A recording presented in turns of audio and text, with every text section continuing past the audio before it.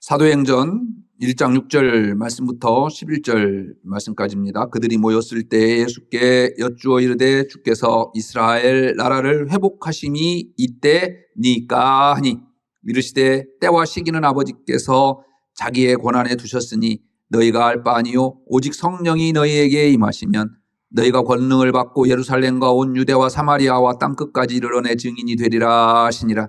이 말씀을 마치시고 그들이 보는데 올려져 가시니 구름이 그를 가리어 보이지 않게 하더라. 올라가실 때 제자들이 자세히 하늘을 쳐다보고 있는데 흰옷 입은 두 사람이 그들 곁에 서서 이르되 갈릴리 사람들아 어찌하여 서서 하늘을 쳐다보느냐. 너희 가운데서 하늘로 올려지신 이 예수는 하늘로 가심을 본 그대로 오시리라 하였느니라. 아멘. 올곧게 뻗은 나무들보다 휘어 자란 소나무가 더 멋있습니다. 똑바로 흘러가는 물줄기보다는 휘청구비진 강줄기가 더 정답습니다. 일직선으로 뚫린 빠른 길보다는 산 따라 물 따라 가는 길이 더 아름답습니다. 곧은 길 끊어져 길이 없다고 주저앉지 마십시오. 돌아서지 마십시오. 삶은 가는 것입니다. 그래도 가는 것입니다. 우리가 살아있다는 건 아직도 가야 할 길이 있다는 것. 곧은 길만이 길이 아닙니다. 빛나는 길만이 길이 아닙니다. 굽이 돌아가는 길이 멀고 쓰라릴지라도 그래서 더 깊어지고 환해져 오는 길 서둘지 말고 가는 것입니다. 서로 길이 되어 가는 것입니다. 생을 두고 끝까지 가는 것입니다. 새해 첫 주일입니다. 누구나 가야 할 길이 있죠. 하나님께서 저와 여러분들에게 주신 길이 있을 줄 압니다.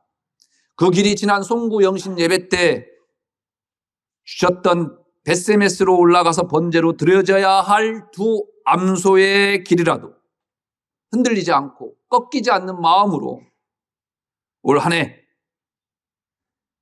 하나님 앞에서 올바른 길을 걸어가는 여러분들 되시기를 기도하겠습니다. 길이 없으면 어떻습니까? 길이라고 하는 것은요, 내가 가면 길이 되는 거예요. 또 다른 내가 그 길을 밟고 지나가면 또 길이 나는 것 아니겠습니까? 이렇게 하나님 주신 길을 함께 올 한 해 걸어갔으면 좋겠습니다. 그런 의미에서 박노해 시인의 굽이 돌아가는 길이라고 하는 시로 새해 첫 주 말씀을 시작해 보았습니다. 새해에는 새로운 길을 걸어볼까 합니다. 올 9월 22일부터 28일까지 인천 송도에서 제4차 로잔대회가 개최가 됩니다. 기독교 올림픽이라고 불릴 만큼 아주 큰 대회입니다. 여러분들이 잘 아는 빌리그레함을 중심으로 제1차 로잔대회가 1974년 스위스 로잔에서 세계 복음화를 위한 국제대회를 개최했습니다. 제2차는 1989년 필리핀 마닐라에서, 제3차 대회는 2010년 남아프리카 공화국 케이프타운에서 개최되었지요. 이번 로잔 대회는 모든 사람을 위한 복음, 모든 사람과 장소를 위해 제자 삼는 교회, 모든 교회와 영역에 그리스도를 닮은 리더 양성, 사회의 모든 영역에서 하나님 나라의 영향을 미치고자 하는 비전을 가지고 세계 선교를 위해서 모든 아이디어와 노하우를 서로 공유하자라고 하는 운동입니다. 그 운동의 하나로 교파를 초월해서 온 교회가 사도행전을 통해서 함께 설교하는 프로그램을 갖게 되지요. 제가 속해 있는 아드폰테스도 이에 함께 하기로 했습니다. 저도 그래서 올 한 해 사도행전으로 주일날 예배 설교를 하려고 합니다. 한 번도 가보지 않은 길이기 때문에 걱정도 됩니다. 그러나 한 번 가보고자 합니다. 이렇게 해서라도 한국교회가 하나 되고 사도행전을 통해서 한국교회가 다시 갱신된다고 한다면 마다할 일은 없지 않겠습니까? 이를 위해서 여러분들도 기도해 주시고 또 로잔대회 성공리에 개최될 수 있도록 기도해 줬으면 좋겠습니다. 한국에 내놓으라고 하는 대형 교회들이요, 이 교회들을 자기들이 유치하기 위해서 참 추접스러운 일들도 벌여가고 있습니다. 꿋꿋하게 이 일을 추진하는 모든 목사님들과 지도자들이 꺾이지 않는 마음으로 달려가도록 여러분들에게 기도를 부탁드립니다. 누가복음과 사도행전은요, 누가가 쓴 한 권의 책입니다. 누가복음을 전편, 사도행전을 후편으로 생각하셔도 큰 무리가 없습니다. 누가복음은 예수님의 지상 사역에 대해서, 사도행전은 예수님이 승천하신 후에 성령님의 사역에 대해서 우리에게 기록하고 보여주고 있죠. 예수님의 부활 승천 후 최초 30년 동안의 기록이 사도행전이에요. 모두 로마 총독 데오빌로에게 보내는 글이 누가복음과 사도행전입니다. 데오빌로, 하나님을 사랑하는 자라는 뜻입니다. 그가 구체적으로 어떤 인물이었는지는 역사적 사료가 없어서 알 수가 없습니다. 로마의 고관 또는 귀족 중에 한 사람이었다라고 하는 사실을 각하라고 하는 칭호를 통해서 우리는 엿볼 수가 있습니다. 오늘 본문의 내용은 1절 말씀부터 11절까지의 말씀을 전해드리려고 합니다.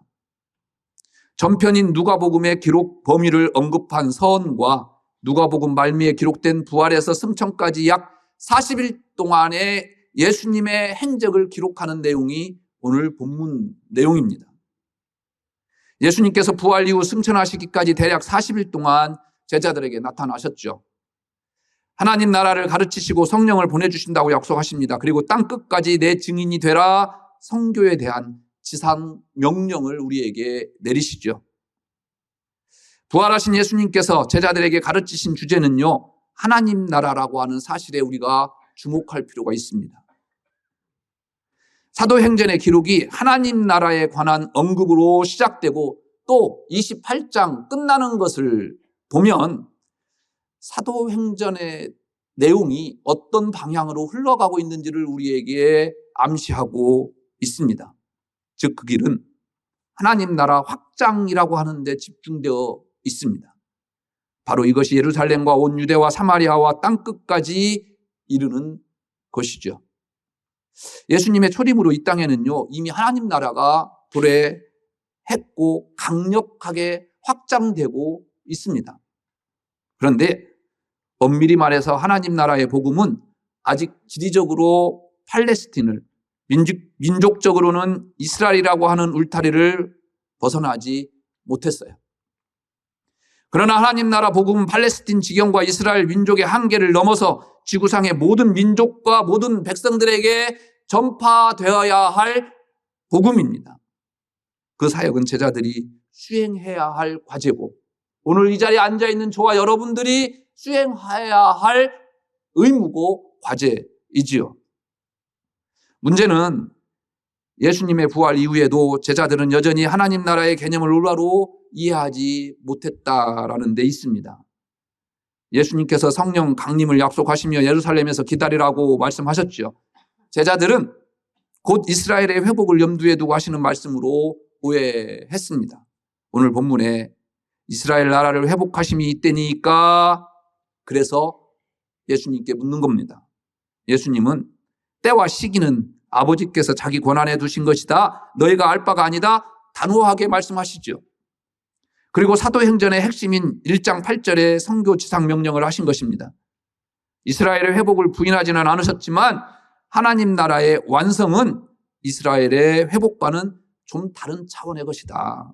예루살렘과 유대와 사마리아를 넘어 땅끝까지 확장되어 감으로써 이루어지는 차원인 것을 명백하게 예수님은 제자들에게 이야기하시죠. 그 후 주님은 제자들이 보는 가운데서 승천하셨습니다. 그리고 넋을 잃고 쳐다보고 있는 제자들을 향해서 천사들이 이야기하죠. 너희 가운데서 하늘로 올려지신 이 예수는 하늘로 가심을 본 그대로 오시리라. 이것이 오늘 1장 1절에서 11절 말씀까지의 내용입니다. 오늘 본문을 통해서 우리가 놓치지 말아야 할 아주 중요한 것들이 몇 가지 있습니다. 예수님께서 지금까지 제자들과 함께 하셨습니다. 그런데 제자들이 보는 가운데 하늘로 승천하시네요. 제자들의 입장에서 한번 생각해 보셨습니까? 얼마나 황당할까요? 3년 동안 모든 것 버리고 예수님을 따라 나섰던 제자들입니다. 그들의 기대에 미치지 못해서요, 십자가에서 죽습니다. 그래서 어떻게 했습니까? 뿔뿔이 흩어졌지 않습니까? 그런데 천만다행히 부활하셨습니다. 부활을 바라보는 제자들은 이제 때가 되었나 보다 생각했을 겁니다. 그런데 예수님께서 갑자기 승천해 버리시네요. 예수님이 십자가에 죽으셨을 때도 절망했겠지만 승천의 현장에 있던 제자들에게 얼마나 놀라움과 두려움의 상황이었을까요? 이젠 주님께서 내 곁에 없다라고 하는 절망과 앞으로 자기들에게 열릴 새로운 길에 대한 두려움은 그 어떤 것보다도 컸을 것입니다. 2달 전 제가 참 좋아하는 선배 목사님, 장모님이 돌아가셨어요. 1년 전에 장인 어른이 돌아가셨는데 돌아가시고 나서부터 우울증도 앓고 정신적으로 충격이 굉장히 컸다고 합니다. 81세 되셨는데 주일날 교회 가시려고 샤워하고 그 욕조에서 그냥 하늘나라 가신 거예요. 얼마 전에 목사님 4분을 만나서 위로를 했지만 한편으로 저는 부럽다고 그랬어요. 하나님 앞에 예배하러 가고 몸을 씻으려고 하면서 하늘나라로 갔다? 얼마나 영광입니까? 여러분들은 그렇게 가고 싶지 않은가 봐요. 아멘도 안 넣는 거 보면. 그런데 이 장로님이 이 권사님을요 어디든지 같이 모시고 다녔다고 그래요. 그리고 사사건건 모든 것들을요 장로님 손으로 다 해줬다고 그래요. 근데 남편이 그렇게 돌아가시고 나서요 자녀들에게 늘 입에 달고 사는 말이 있었다고 합니다. 빨리 니네 아버지 옆으로 가고 싶다. 그렇게 1년을 살다가 가셨답니다. 우리 인간이 가장 큰 상실감을 느낄 때가요 동반자를 잃은 슬픔이라고 합니다. 자식들이 아무리 잘한들요 아내와 남편의 손 같을까요? 이렇게 없음은 절망과 상처와 허무감이 가득 메워지는 자리로 만들어 버립니다. 제자들의 상실감은 이루 형언할 수 없었을 것입니다. 그래서 하늘만 쳐다보고 있습니다. 그때 천사 둘이 나타나지요. 이르되 갈릴리 사람들아 어찌하여 서서 하늘을 쳐다보느냐? 너희 가운데서 하늘로 올려지신 이 예수는 하늘로 가심을 본 그대로 오시리라. 재림을 약속하고요. 성령을 약속하는 말씀입니다. 예수님의 승천 후 제자들은 하늘만 바라보고 있습니다. 하나님 나라를 신비적인 것이라고 생각하고 하늘만 바라보고 있을지도 모르겠습니다. 이런 제자들에게 두 천사는 너희들이 보신 대로 오실 것이다. 제자들은 하늘을 바라보고 있습니다. 예수님의 가심에 초점이 맞춰져 있어요. 그런데 반면 천사들은요, 다시 오심에 초점을 맞추고 있습니다. 제자들과 천사들과는 이렇게 달랐습니다. 오심은요, 바로 이 땅에 오신다라는 겁니다. 이 땅에 강조점이 있습니다. 어쩌면 제자들은 예수님께서 하늘나라에 대한 말씀을 하실 때도 저 천국을 꿈꾸고 있었는지도 모를 일이죠. 한편으로 이해도 됩니다. 주님을 매일같이 따르는 삶이 얼마나 불편하고 힘들었겠습니까? 들판에서 자야 됐습니다. 불 속에서 자야만 했습니다. 그것까지는 참겠습니다. 온갖 유대인들이요 핍박하고 또 모함합니다. 그런데 조금만 참으면 그날에 나의 몫을 생각하면서 버티며 견디었을 수도 있겠다 생각이 듭니다. 그러니 온 것 같은데요. 주님은 하늘로 올라가 버리시네요. 그리고 땅끝까지 내 증인이 되라고 말씀만 하십니다. 제자들이 얼마나 허망했을까요? 그런데 주님은 이 땅을 바라보라고 천사들을 통해서 말씀하고 계십니다. 이런 제자들의 당혹감과 예수님의 선교 명령에 준비되지 않은 상태는요, 사도행전에 중요한 동기를 주지요. 바로 이 자리에 성령님께서 활동하신다는 거예요. 여러분, 그래서 주님께서 영원히 너희들과 함께하기 위해서 성령을 선물로 주겠다라고 이야기하신 의미가 바로 이것입니다. 이것이요, 사도행전의 동력이에요. 새해 걱정이 앞섰습니까? 여러분들이 하고 있는 일에 대해서 두렵고 떨리십니까? 아니요. 그것이 사도행전의 출발점이에요. 내가 준비되지 아니했고요. 이 제자들 예수님 승천하는 것 상상도 못했습니다. 준비하지 않았어요. 그런데 이후의 삶이 어떻게 되었습니까? 성령님께서요, 그 준비되지 않은 것을요, 채우시며 일해 나가시는 겁니다. 올 한 해 여러분들의 인생이 그랬으면 좋겠습니다. 여러분들의 삶이 비록 부족하지만 성령으로 채우시는 한 해가 되기를 주의 이름으로 축복합니다.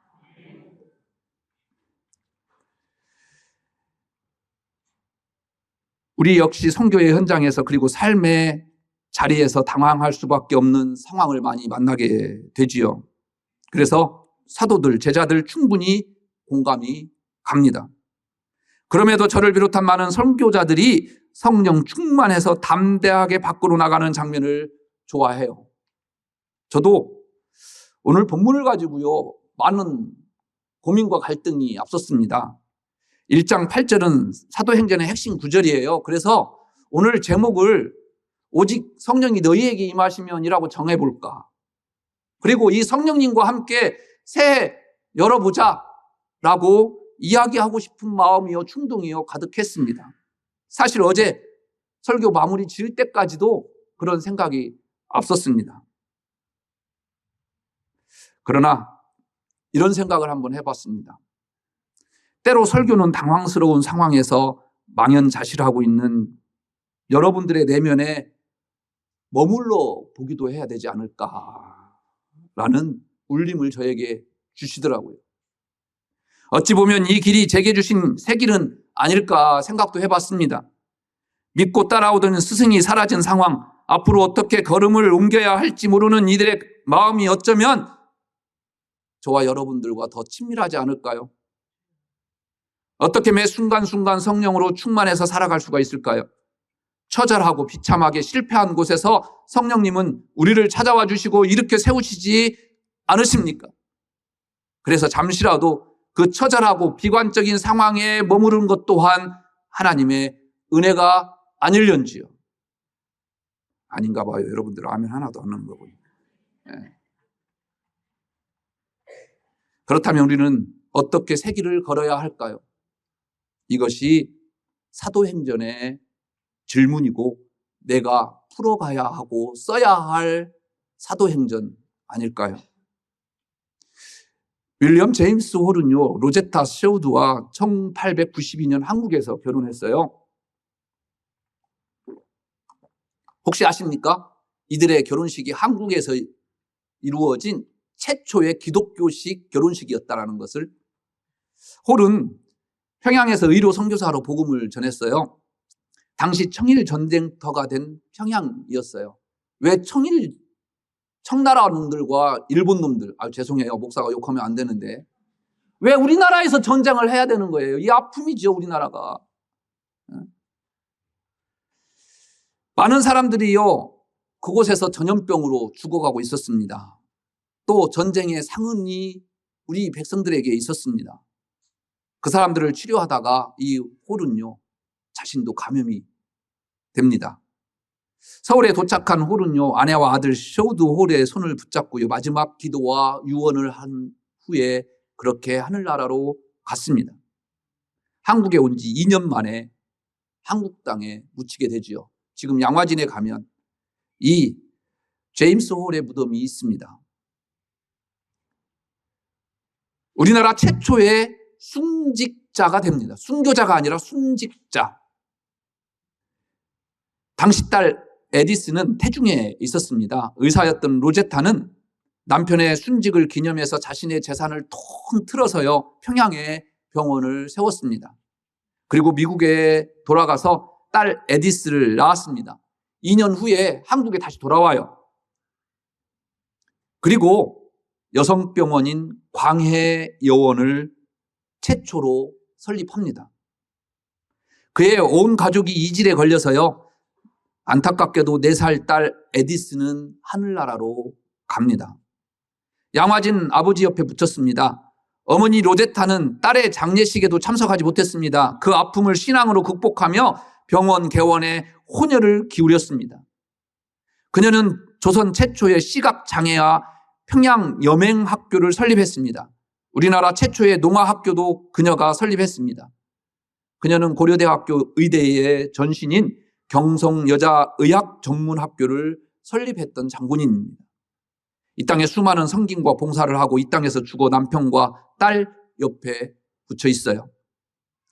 아들 셔우드홀은요, 조선에서 태어난 최초의 서양인이고 최초로 결핵 전문병원과 결핵 요양원을 세운 인물입니다.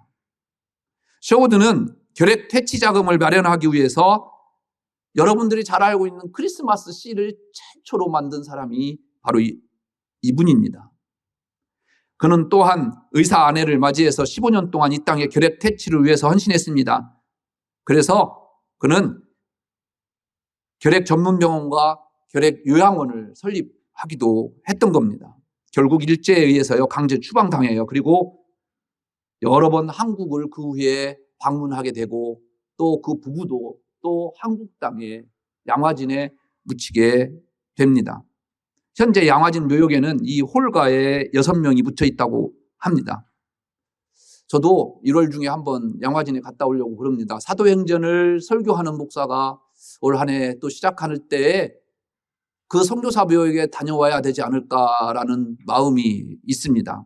이렇게 이 땅에 대를 이은 사도행전을 써 내려간 사람들의 덕분으로 저와 여러분들이 오늘 이 자리에 있는 것 아니겠습니까? 앞으로 어떤 시대가 될 것인가? 무엇을 바라보고 어떤 삶을 살아가야 할 것인가? 어디로 걸음을 옮겨야 할 것인가? 이 물음에 누가는 우리를 집중하게 합니다. 이것이 우리가 살아내야 할 사도행전입니다. 올 한 해 이 사도행전의 길을 함께 걸었으면 좋겠습니다. 사도행전은 28장으로 끝맺습니다. 그러나 저와 여러분들이 성령과 함께 써내려가야 할 역사책이요, 사도행전 29장입니다. 우리가 감당해야 할 길이라면 함께 가봅시다. 두렵고 떨리는 길이지만 그 길이 우리의 길이 아니라 성령이 원하시는 길이기 때문입니다. 올 한 해 이 성령님께서 여러분들과 함께 동행하고 여러분들이 어떠한 상황에 처해 있다 할지라도 이 성령의 이름으로 이겨내는 여러분들의 한 해가 되시기를 주의 이름으로 축복합니다. 함께 기도하겠습니다.